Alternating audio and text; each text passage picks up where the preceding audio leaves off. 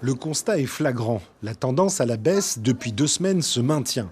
Cependant, le risque d'une reprise rapide n'est pas à écarter, car l'indicateur du taux d'incidence est chez nous de 149 cas pour 100 000 habitants, alors que le seuil d'alerte est fixé à 50 pour 100 000, c'est-à-dire 3 fois moins.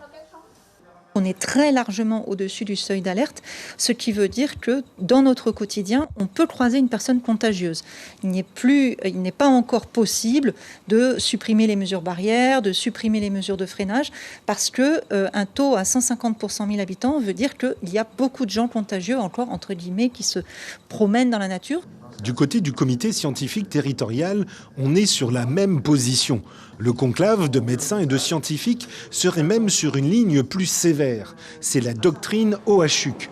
Le médecin, membre du CST, qui se faisait vacciner ce matin, est notamment pour des frontières hermétiques et la limitation des flux de circulation. Dès le début de l'épidémie en 2020, vers le mois d'avril, j'avais préconisé une doctrine spécifique à la Guyane, limiter les déplacements entre une commune à haute transmission et une commune à basse transmission.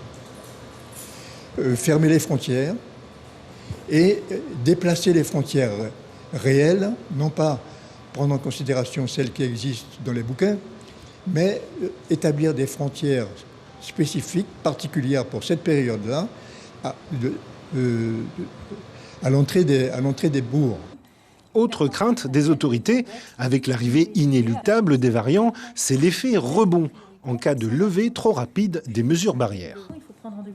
On peut avoir, quand on freine très fort et qu'on lâche d'un seul coup, on peut, et c'est normal, avoir un effet rebond, puisque tout le monde profitant de la liberté retrouvée, c'est là que, pour le coup, vous pouvez avoir une flambée de l'épidémie.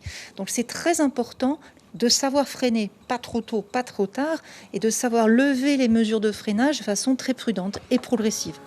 C'est pourquoi la préfecture préfère jouer sur des mesures d'assouplissement, comme pour le sport et les loisirs, tout en maintenant des horaires drastiques de couvre-feu.